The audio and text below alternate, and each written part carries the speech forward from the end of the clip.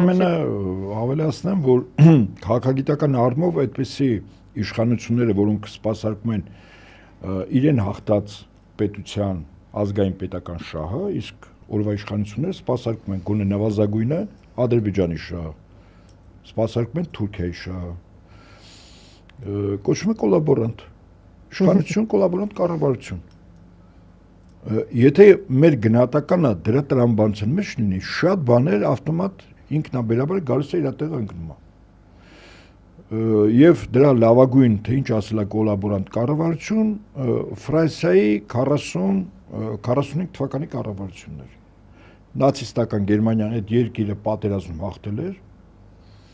իր կողմից գաուլայտեր բաց չէր նշանակի, այնպես ինչպես օրինակ Խորհրդային Միության, Բելարուսիայի եւ Ուկրաինայի տարածքներում նշանակել էր իր կողմից նահանգապետ, այսպես ասենք, հա,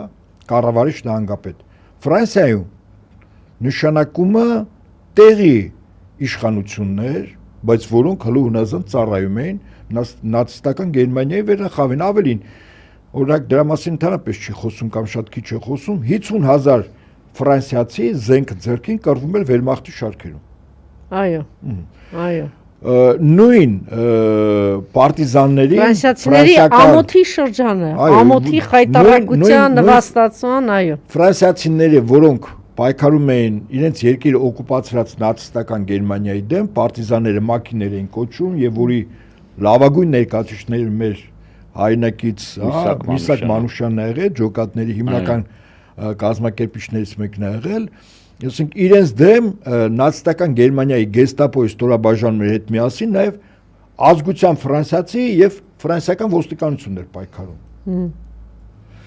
Հիմա եկեք զուգահեռենք մեր այսօրվա իրողության մեջ մի տարբերություն կա, որ Երևանի եւ Հայաստանի այլ բնակարար փողոցներում մենք ադրբեջանական եւ թուրքական բանակի կամ ոստիկանության համազգեստով անձած մենք չենք տեսնում։ Առայժմ։ Իդեպ ասեմ տեսականորեն պատկերացնենք եւ դա օրվա իշխանությունները պարտավորված են կատարել։ 300,000 չէ, 1 միլիոն ադրբեջանցի գալիս է Հայաստան։ Ինչը նրանց հետ չեն գալու իրենց անվտանգությունը, կենսագործունեությունը ապահովող ադրբեջանական, ասենք, եւ թուրքական համապատասխան կառույցների ներկայացուցիչներ։ Աշճանաբար մեզ պիտի սովորացնեն նաեւ այդ համազգեստին, նրանց հետ շփվելուն, համատեղ կոնֆերանսներ, հետո համատեղ ավազակ կբռնենք, պարզի որ այդ ավազակը եւ Ահաբեկիչը ժամանակին Պարտադիր հայ է, պարտադիր հայ է, այո։ Կռվել է, ազատագրել է Արցախում եւ այլն, եւ այդպես շարունակ։ Այսինքն մեզ աշճանաբար բերել են այդ դաշտ։ Բայց այնց բան էլ ունեն իրանց մոտ, չէ՞, այդ խաղաղության կոչված այդ բանը, որ ասում է